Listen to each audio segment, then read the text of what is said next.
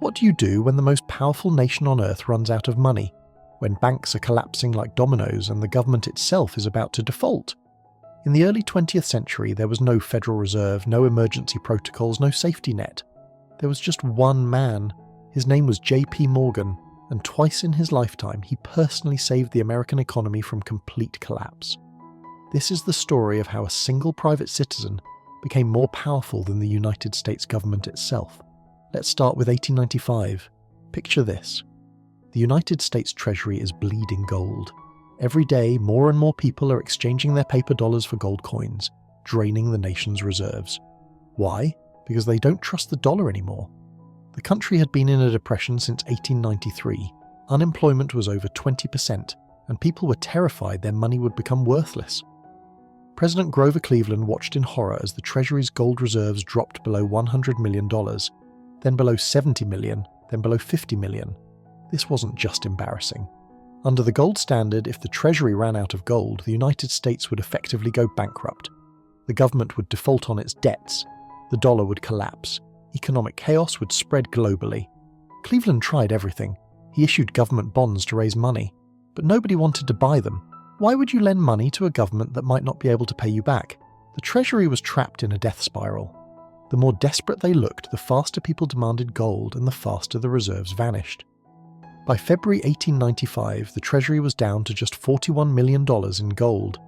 At the rate it was disappearing, the United States had maybe 2 weeks before total financial catastrophe. Cleveland was out of options.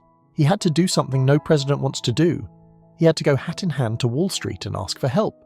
Specifically, he had to ask J.P. Morgan. Now, Morgan was already the most powerful banker in America.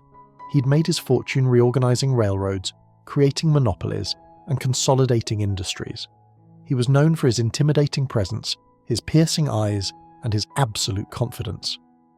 When Morgan walked into a room, people noticed. When he spoke, people listened. And when President Cleveland's representatives came to him with their problem, Morgan saw an opportunity. But here's the thing, Morgan didn't just see a chance to make money.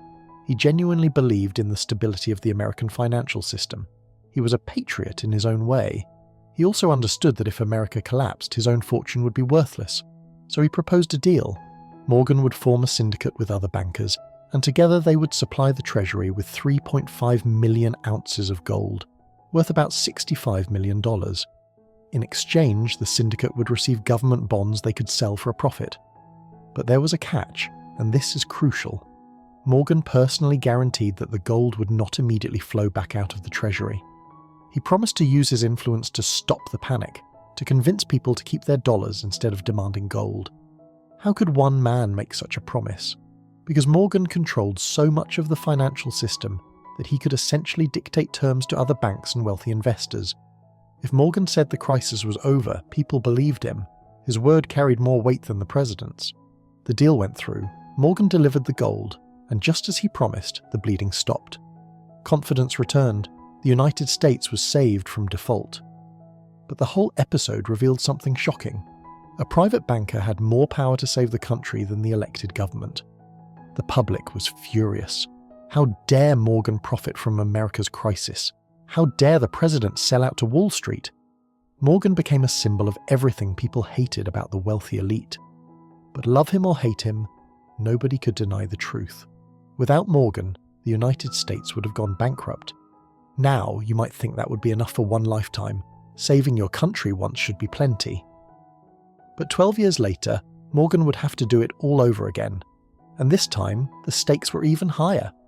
The year was 1907, and America was experiencing another financial panic. It started with a failed attempt to corner the market on copper stocks. When that scheme collapsed, it triggered a chain reaction. Banks that had lent money for the scheme suddenly looked unstable. Depositors panicked and rushed to withdraw their money, and just like that, a classic bank run began. Here's the terrifying thing about bank runs. They're self-fulfilling prophecies. Banks don't keep all your money in a vault. They lend most of it out. That's how banking works. So when everyone tries to withdraw their money at once, the bank literally doesn't have it. Even a healthy bank can collapse in a bank run. And once one bank fails, panic spreads to the next bank, then the next, like a contagion. By October 1907, Major banks and trust companies were failing every week. The stock market was in free fall. Businesses couldn't get loans.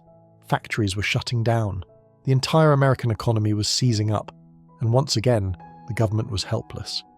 President Theodore Roosevelt had no tools to stop a financial panic. The Treasury had some money, but not nearly enough. There was no central bank, no FDIC insurance, no lender of last resort. There was only J.P. Morgan. Morgan was 70 years old and semi-retired. He'd been in Europe collecting art when the panic started, but when he returned to New York and saw the devastation, he knew he had to act. He set up a command center in his private library on Madison Avenue, and for the next 3 weeks he essentially became the Federal Reserve before the Federal Reserve existed. Here's how it worked. Every day, bank presidents and financiers would come to Morgan's library to report on their situations.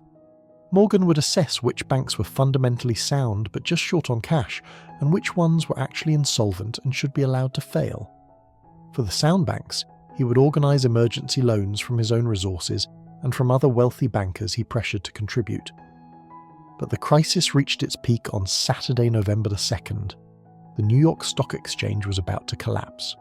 If the stock exchange closed, it would signal that the entire financial system had failed. Panic would become absolute.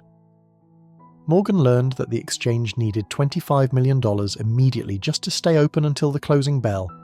This is where the legend really begins. Morgan summoned the presidents of New York's major banks to his library.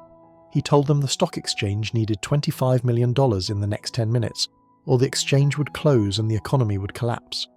Some bankers hesitated. Morgan's response was legendary. He reportedly stood up, his eyes blazing, and said, "This is the place to stop the trouble then." Within minutes, the bankers pledged the money. The stock exchange stayed open. The immediate crisis was averted, but Morgan wasn't done. That same night, he learned that a major trust company was on the verge of failure, and if it went down, it would take dozens of other institutions with it. Morgan locked the door of his library. Inside were the most powerful financiers in New York. He told them nobody was leaving until they agreed on a plan to save the trust company. Hour after hour passed. Some men tried to leave. Morgan blocked the door. He played solitaire and smoked cigars while his guests argued and negotiated. It wasn't until nearly 5 o'clock in the morning that they reached an agreement. Only then did Morgan unlock the door and let them leave. The plan worked. The trust company was saved.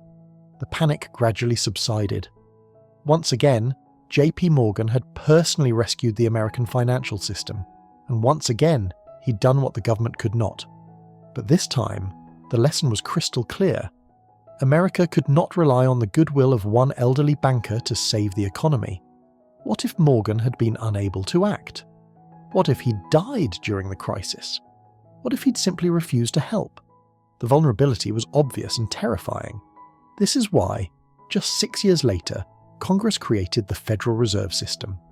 The Panic of 1907 proved that America needed a central bank, a lender of last resort, an institution that could do what Morgan had done, but with the full backing and legitimacy of the government. So here's the incredible irony. J.P. Morgan saved American capitalism twice, but in doing so, he proved that one man should never have that much power.